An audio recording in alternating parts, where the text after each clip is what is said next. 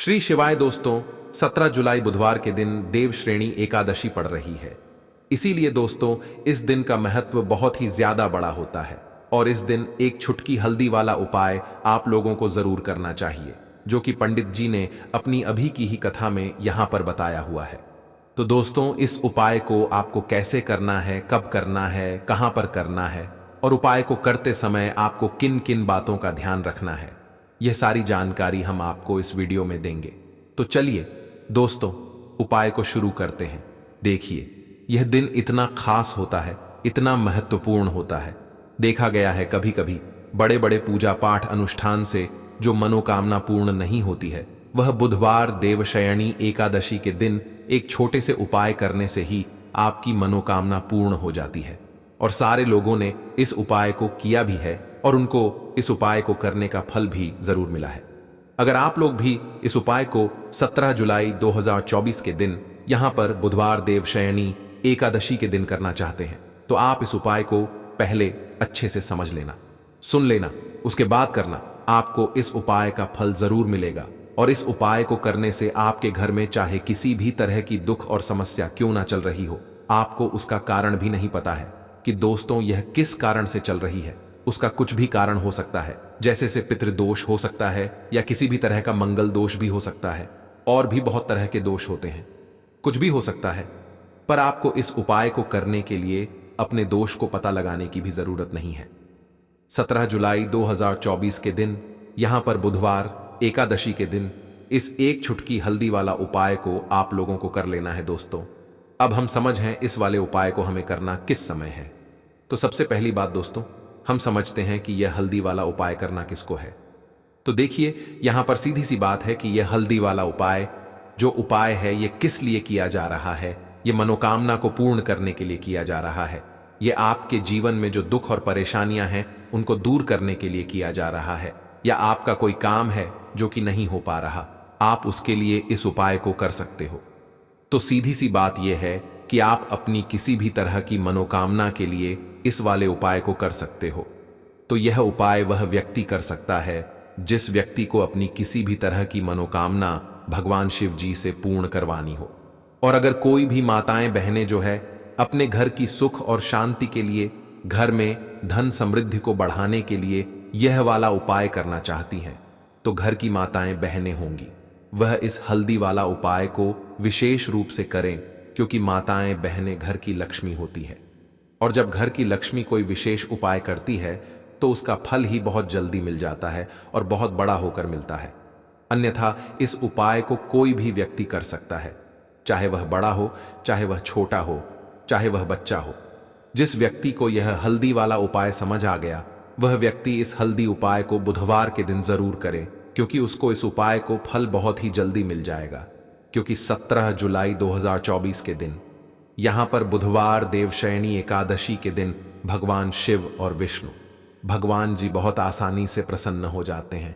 तो आइए अब हम समझते हैं कि इस हल्दी वाला उपाय को आपको करना कैसे है और इस उपाय को करने का जो समय है वह क्या है। तो देखिए, इस बुधवार के दिन किए जाने वाले यह एक छुटकी हल्दी वाला उपाय जो उपाय है, यह मुख्य रूप से सुबह के समय होगा। किस समय होगा? सुबह के समय होगा। आपको कोशिश यही करनी है कि सुबह के समय करें, हम इस हल्दी वाला उपाय को कर लें। पर किसी कारणवश अगर आप सुबह इस उपाय को ना कर पाओ, आपको कहीं काम से जाना हो या किसी और काम की वजह से आप उपाय को ना कर पाओ, तो आपके पास फिर दूसरा मौका रहेगा, जो कि शाम के समय का रहेगा, प्रदोष काल का रहेगा। अब दोस्तों, प्रदोष काल का समय भी बहुत ही लोगों के मन में प्रश्न बन जाता है कि दोस्तों यह समय होता कब है, कितने बजे से ले इतने बजे यह समय होता है, ताकि हमें उपाय के लिए जो है करने का समय पता लग जाए। तो हम आपको बता दें, प्रदोष काल का जो एक समय होता है, शाम का समय, वह होता है शाम के 6 बजे से लेकर शाम के 7 बजे के बीच का। इस समय के बीच में आप उपाय को करेंगे तो आपको उस उपाय का जरूर फल मिलेगा। तो शाम के 6 बजे से लेकर शाम के 7 बजे के बीच में आप लोग इस हल्दी वाला उपाय को कर सकते हो। तो भैया, बहुत सारे लोग यहां पर यह भी जरूर करेंगे कि दोस्तों हम तो नौकरी पर जाते हैं, हम अपनी ड्यूटी पर जाते हैं और आने में हमें देर हो जाती है, तो उस जगह पर हमें क्या करना चाहिए।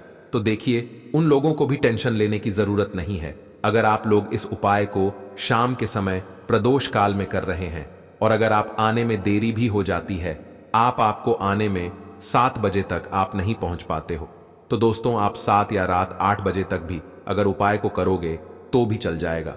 और इससे भी थोड़ा देर हो जाती है तो भी आप उपाय को कर सकते हो, क्योंकि 17 जुलाई 2024 बुधवार का दिन है।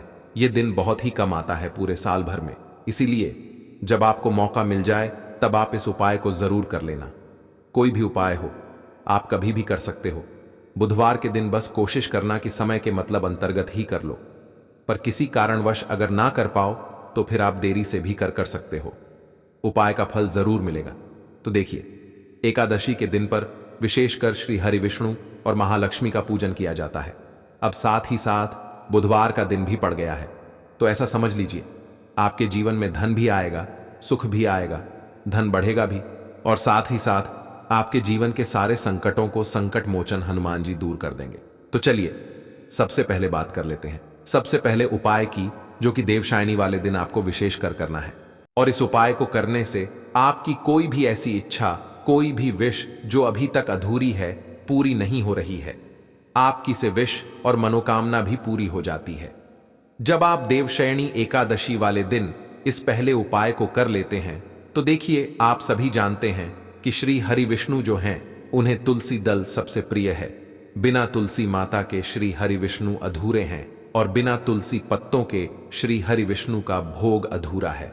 अब श्री हरि प्रसन्न करके आप अपनी मनोकामना को पूरा कर सकते हैं, क्योंकि श्री हरि विष्णु प्रसन्न हो गए तो आपकी कोई भी विश और इच्छा, मनोकामना अधूरी नहीं रहेगी। तो आपको तुलसी के 5 पत्ते लेने हैं। अब जिस दिन एकादशी है उस दिन तुलसी के पत्ते ना तोड़े, पहले से ही तोड़ कर रख ले। अब यह 5 तुलसी के पत्ते जो आपने लिए हैं, यह 5 तुलसी के पत्ते आपको श्री हरि विष्णु को अर्पित करने हैं, अपने घर के मंदिर में ही। ठीक है, ऐसा आपको करना है। आपके घर में श्री हरि विष्णु की कोई मूर्ति है, प्रतिमा है, वहां पर यह 5 तुलसी के पत्ते आप रखें और साथ ही साथ एक देसी घी का दीपक गोल बाती का आपको लगाना है और ओम नमो भगवते वासुदेवाय नमः इस मंत्र का आपको 11 बार जप करना है। देखो मंत्र कौन सा है, ओम नमो भगवते वासुदेवाय नमः। और फिर श्री हरि विष्णु से अपनी विश, अपनी इच्छा, अपनी मनोकामना कह देना और देखना आपकी विश और इच्छा, जो भी आपकी मनोकामना है, जो भी अपने जीवन में आपको चाहिए। अगर निर्धनता बहुत है, आप अपने घर से गरीबी को दूर करना चाहते हैं, या फिर धन आपका रहता नहीं है, आप चाहते हैं कि आपका धन बढ़े, या फिर आपके घर में फिजूल खर्ची बहुत होती है, पैसा आपके पास नहीं रुकता है, आप चाहते हैं कि पैसा आपके पास रुके, या फिर घर में कोई व्यक्ति ऐसा जो बहुत बीमार रहता है, या फिर किसी का विवाह नहीं हो पा रहा है, तो जो भी आपकी इच्छा है, जो भी आपके विषय, बस एक बार श्री विष्णु से कह देना। क्योंकि देवशयनी एकादशी भी इस दिन है, साथ ही 7 साल का सबसे बुधवार है। यह दिन इतना उत्तम है कि जो आप श्री हरि विष्णु से मांग लेंगे, जो उनसे कह देंगे, वह आपकी विश, आपकी मनोकामना को बहुत जल्दी पूरा कर देंगे। तो यह पहला उपाय है। चलिए अब बात कर लेते हैं दूसरे उपाय की। तो चलिए बढ़ाते हैं अगले उपाय की ओर। देखो, यदि आपके जीवन में आर्थिक संकट बहुत अधिक हो रहे हैं, धन की समस्या लगातार जीवन में बनी हुई है, एक एक रुपयों करने के लिए आपको बहुत अधिक कड़ी टेढ़ी मेहनत कर रहे हैं, तो आज रात्रि में सोने से पहले आपको हो यह एक चमत्कारी दीपक का उपाय जरूर करना है। या फिर यदि आपका जो व्यापार है, बिजनेस है, दुकान है, वह अच्छे से नहीं चल पा रही है, तो आज रात्रि में इस विशेष दीपक का उपाय आपको जरूर करना चाहिए। देखो दोस्तों, दीपक हमारे घर में सभी नकारात्मक शक्ति को बाहर करता है। यह उपाय आपको साल में केवल एक करने का ही मौका मिलता है और केवल एकादशी पर ही इस उपाय को किया जाता है। देखिए, इस उपाय के लिए आपको तुलसी जी की जो सूखी लकड़ी होती है उसे ले लेना है। देखिए दोस्तों, यदि आपके पास पुरानी तुलसी जी की लकड़ी है तो उसे आप ले सकते हैं, और यदि आपके घर में तुलसी जी जो लकड़ी है वह सूखी हुई है तो उसकी लकड़ी आप तो डीए करके इस्तेमाल कर सकते हैं, लेकिन आपको ध्यान रखना है कि सूर्यास्त से पहले पहले ही यह जो तुलसी जी की लकड़ी है इसे जरूर ही तोड़ लेना है, और एकादशी के दिन लकड़ी को नहीं तोड़ना है। तो इस उपाय के लिए आपको सबसे पहले तो एक मिट्टी का दीपक लेना होगा। आप चाहे तो आटे का दीपक भी ले सकते हैं, क्योंकि आटे का दीपक सभी दीपक में सर्वोत्तम समझा गया है। इस दीपक के अंदर आपको शुद्ध घी का उपाय करना होगा और इससे दीपक के अंदर अपने जो तुलसी जी की लकड़ी ली है उसे भी रख देना है। लेकिन जो तुलसी जी की लकड़ी है इसमें आपको चारों तरफ अच्छे से घी लगा लेना है।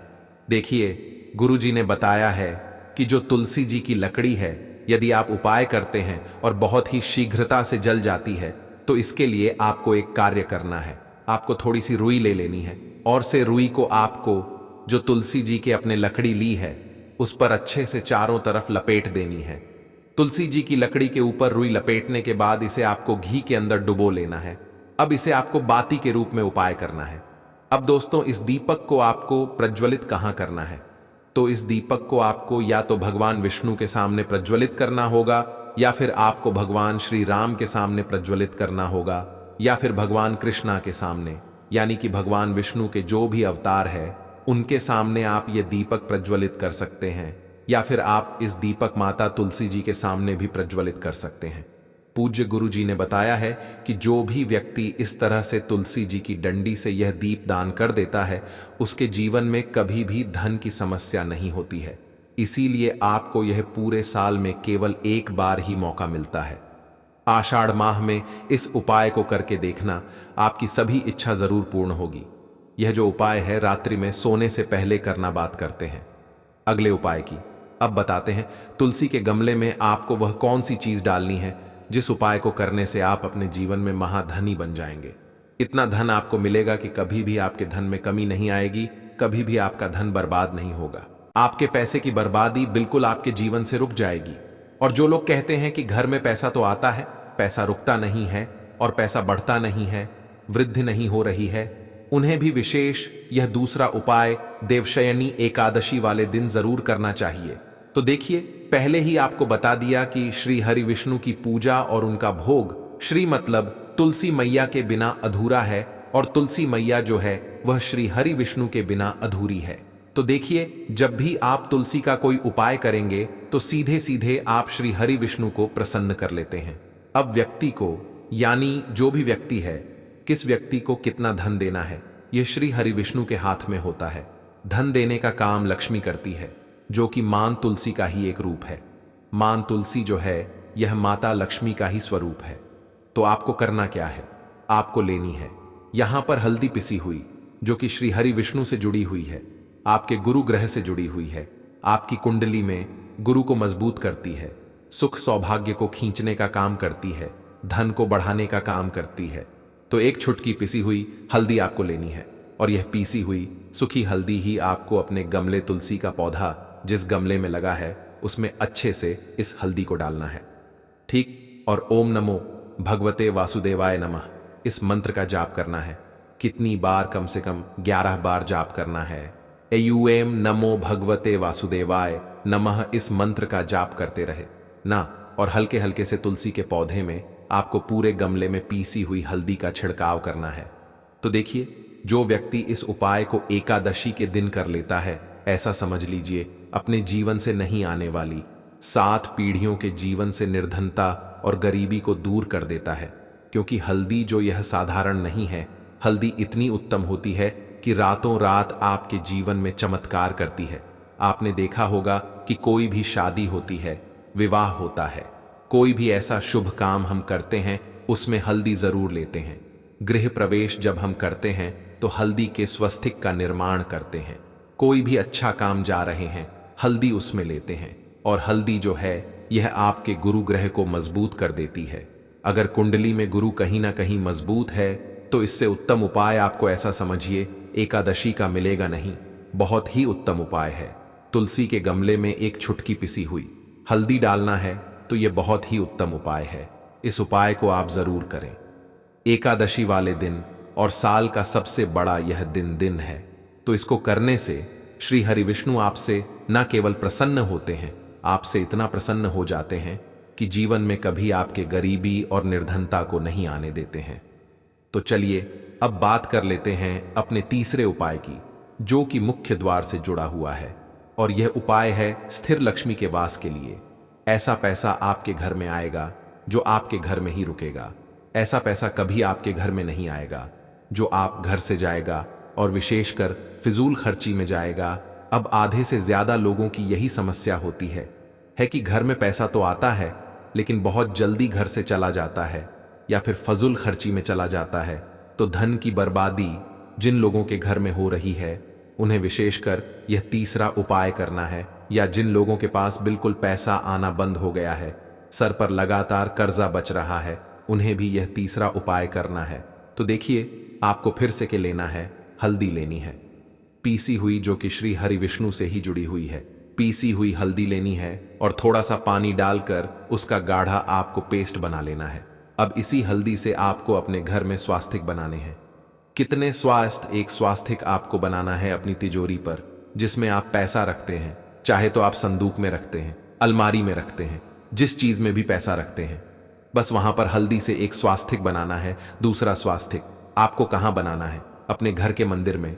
और 2 स्वास्तिक आपको बनाने हैं अपने घर के मुख्य द्वार पर बाहर की तरफ।